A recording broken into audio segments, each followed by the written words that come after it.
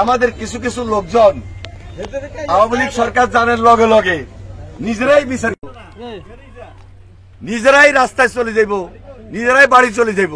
না, এটা হবে না। মানুষ আওয়ামী লীগ এবং বিএনপির মধ্যে পার্থক্য দেখতে চায়। আওয়ামী লীগ যে কাজ করছে বিএনপি কাজ করতে পারবে?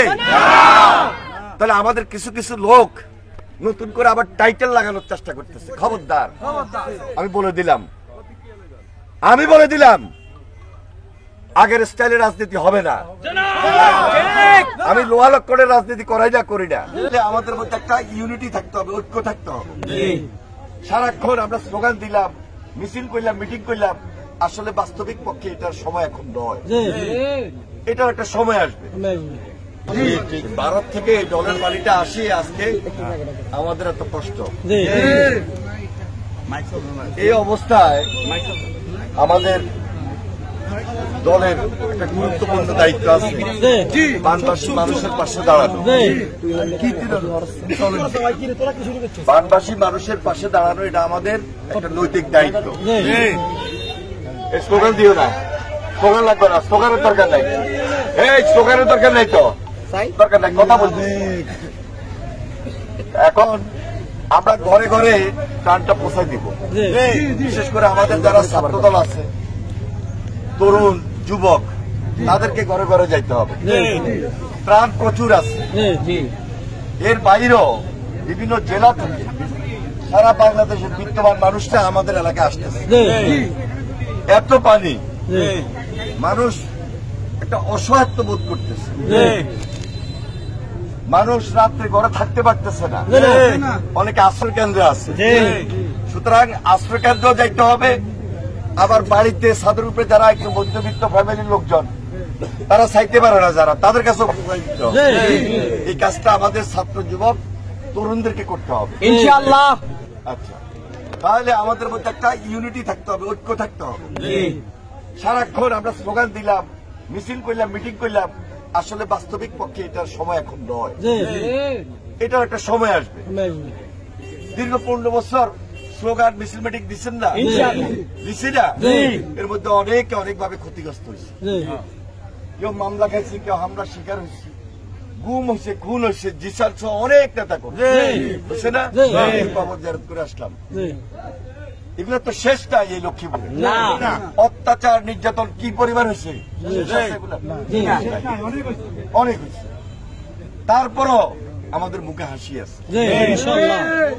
যারা উড়াল দিছে, যারা চলে গেছে, পালাই গেছে, যারা অত্যাচার করছে, নির্যাতন করছে, তাদের বিচার হবে। বিচারটা আইন অনুযায়ী হবে। বিচারটা আমরা নিজের হাতে করবো না। আমাদের কিছু কিছু লোকজন আওয়ামী লীগ সরকার জানার লগে লগে নিজেরাই বিচার, নিজেরাই রাস্তায় চলে যাইব, নিজেরাই বাড়ি চলে যাইব।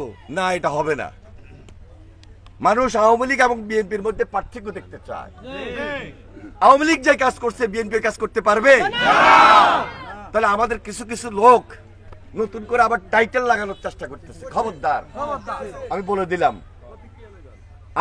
দিলাম আগের স্টাইলের রাজনীতি হবে না।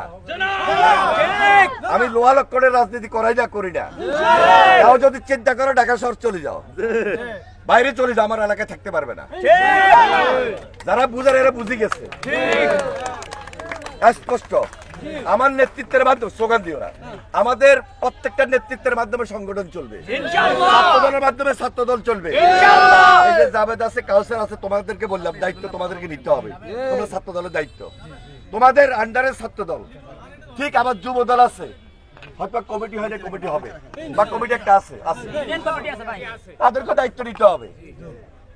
স্বেচ্ছাসেবক দল দায়িত্ব নিতে হবে, স্বেচ্ছাসেবক কৃষক দল দায়িত্ব নিতে হবে। এর বাইরে কেউ যদি কাবজাব করে, তাদের দায়িত্ব করবে, আমরা ব্যবস্থা নিয়ে ফেলাম। এভাবে হবে না। নিয়ম অনুযায়ী দল চলবে, নিয়ম অনুযায়ী ত্রাণ বিতরণ হবে, উচ্ছৃঙ্খলতা চলবে না। বহু এলাকার লোক আছে, তারা কিন্তু আন্দোলন করছে। আন্দোলন কিন্তু আমরা একা করেন না। আন্দোলন কিন্তু ছাত্র জনতার গণ অভ্যুত্থানের মধ্য দিয়ে দেশ ছাড়ছে। তারা খালেদা জিয়া সালাম দিয়েছেন আপনাদেরকে যে ঘরে ঘরে যাও, ঘরে ঘরে যাও। এই জন্য আমরা ঘরে ঘরে যাইতেছি।